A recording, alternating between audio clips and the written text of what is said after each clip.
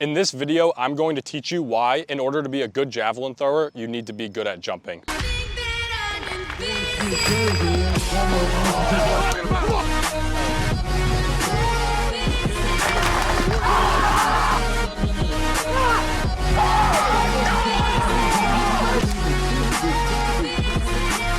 Do you want to take your training to the next level? Download the Jacked Javelin mobile app, where you have access to dozens of free resources that cover topics such as nutrition, arm care, mobility, plyometrics, and most importantly, javelin technique. We also have our free community, which connects thousands of throwers from all around the world to communicate and help each other out. You will also have the option to purchase one of our training programs written directly by me with video demonstrations of each exercise telling you exactly how many sets and reps to do, as well as the option to track your metrics so you can keep track of your progress.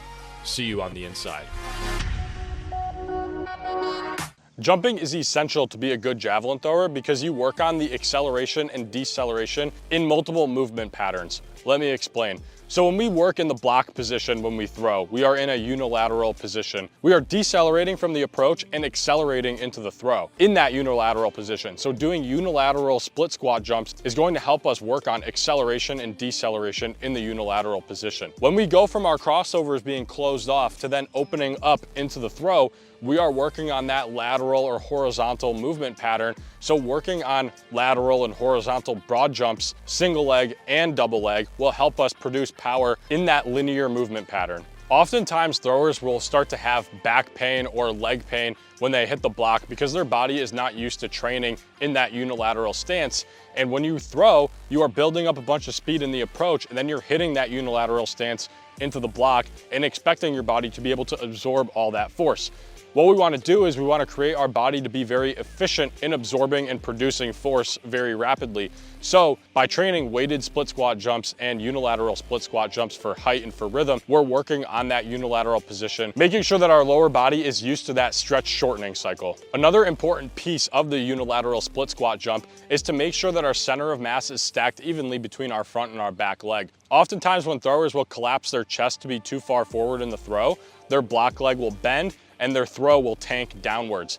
If they are too far back or leaning to one side or the other, they are not transferring their energy effectively through the block. So while we do these split squat jumps, it's essential that we are able to jump up and down and keep our center of mass, our hips, our trunk, our chest, and our neck in a relatively straight line as we are going up and down. Starting off with a very basic drill for athletes is the hurdle hop series. So here we are going to do 3 jumps where we are going to go for height, and then 3 jumps where we are going to go for distance using the hurdles. Once we do both of those, we will then set them up to be in a different movement pattern where we go forward, then to the side, then forward again. Once we do about 2 or 3 on each side, we will switch to the other side and move on to the next drill. So that will warm us up in the bilateral position, just getting a nice general fluid jumping warm up. And then from there, we will work on our lateral broad jumps to be able to translate the jumping ability into the penultimate. So before we get into lateral broad jumps, we are going to do a regular broad jump progression. So the first one is we are going to start on our knees, jump up to the ground, and then do a broad jump out. Then we are going to go into a double broad jump. Then from there, we will go into a triple broad jump. And with these jumps, what we're doing is we're working on, as soon as we land on the ground, we want to have our feet hit the ground and then immediately accelerate into the next jump. So when we're going from our knees to the floor, we want to go knee, floor, and then jump as fast as possible.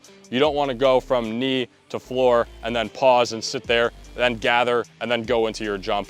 Right when you hit the ground, go into your next jump. Same thing with the double and the triple broad jump. You are going to do your first jump immediately when you land. You want to land in that power position with your arms down behind you and your legs squatted, and then jump out immediately into the next one. Once we are done with the broad jump series, we are going to move into lateral broad jumps. From there, we are going to get our feet turned to the side and then broad jump out.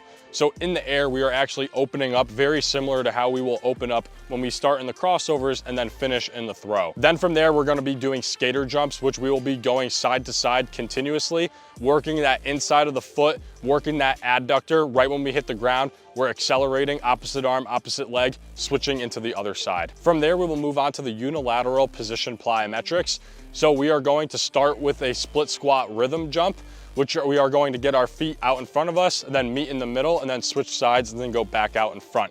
Once we do that, we are going to repeat each side about 3 times. The next one after that is a regular split squat jump. So here we're not going max effort, but we're not going super low to the ground either. We're just getting a nice rhythm of going left in front of the right and then right in front of the left. From there, we're not worrying about a pause. We're not worrying about getting super high or super fast front to back.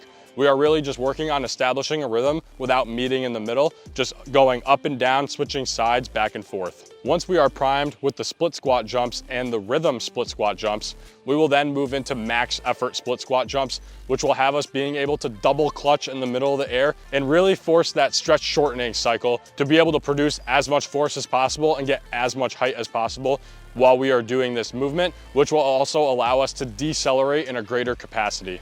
Thanks for tuning into this video. I hope you learned something. Be sure to check out our video where we go over why running is essential to being a good javelin thrower.